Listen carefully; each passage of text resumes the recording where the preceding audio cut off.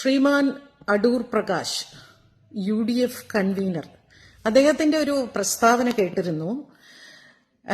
അതിജീവിതയുടെ കേസിന് സർക്കാർ അപ്പീൽ പോകുന്നത് സർക്കാരിന് വേറെ പണിയില്ലാത്തത് കൊണ്ടാണ് എന്ന്. സാറേ, ഇത് തന്നെയാണ് സാറേ സർക്കാർ ചെയ്യേണ്ടത്.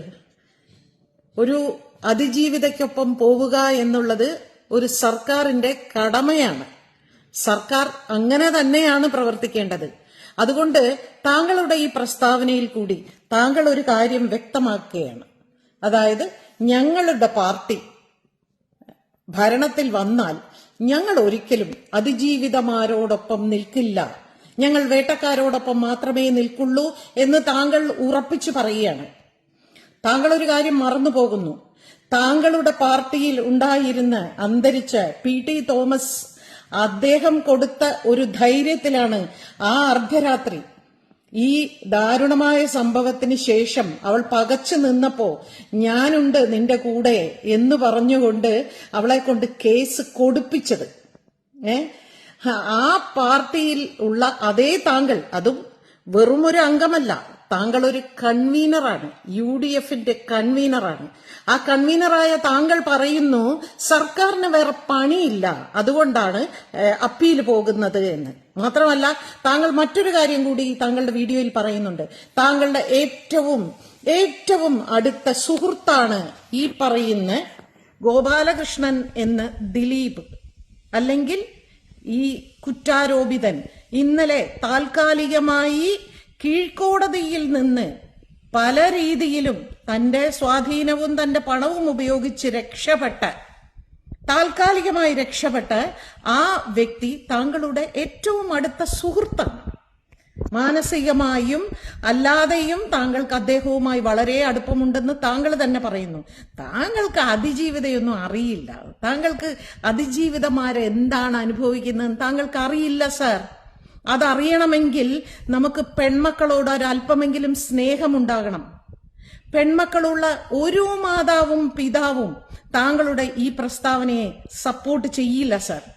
അങ്ങനെ സപ്പോർട്ട് ചെയ്യുന്നവരെല്ലാം ഈ വേട്ടക്കാരുടെ പ്രശസ്തിക്കും പണത്തിനും വേണ്ടിയുള്ളവരായിരിക്കും. ഒരു കാര്യം വ്യക്തമാണ്, ഈ വേട്ടക്കാർ രക്ഷപ്പെടുന്നുണ്ടെങ്കിൽ അത് താങ്കളെപ്പോലുള്ളവരുടെ സ്വാധീനം മൂലമാണെന്നുള്ളത് വളരെ വ്യക്തമാണ്. അപ്പൊ ഈ കേസിന് പിന്നിൽ താങ്കളൊക്കെ പല കളികളും കളിച്ചിരിക്കാം എന്നുള്ളത് വളരെ വ്യക്തമായി താങ്കളുടെ പ്രസ്താവനയിൽ കൂടി തന്നെ താങ്കൾ ജനങ്ങളെ ഈ തിരഞ്ഞെടുപ്പ്, തദ്ദേശ സ്വയംഭരണ തിരഞ്ഞെടുപ്പ് സമയത്ത് താങ്കൾ ഇങ്ങനെ ഒരു പ്രസ്താവന നടത്തിയതിൽ അതിയായ സന്തോഷമുണ്ട്.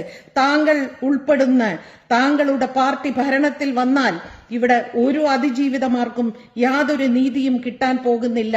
കീഴ്ക്കോടതികളിൽ പരാജയപ്പെടുന്ന ഒരു അതിജീവിതമാർക്കും മേൽക്കോടതികളിലേക്ക് പോകാൻ, അപ്പീൽ പോകാൻ താങ്കളുടെ പാർട്ടി സഹായിക്കില്ല എന്ന് താങ്കൾ വളരെ ഓപ്പണായിട്ട് ഞങ്ങളോട് പറഞ്ഞ് മനസ്സിലാക്കി തന്നതിൽ ഒരുപാട് സന്തോഷമുണ്ട്.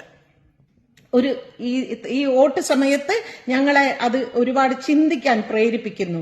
താങ്കളുടെ പാർട്ടിയിൽ ഉൾപ്പെടുന്ന നിരവധി സ്ത്രീകളുണ്ട്. ഇപ്പൊ കേൾക്കുന്നുണ്ടല്ലോ കുറെ കഥകൾ താങ്കളുടെ പാർട്ടിയിലുള്ള ചില പുരുഷന്മാരെ കുറിച്ച്.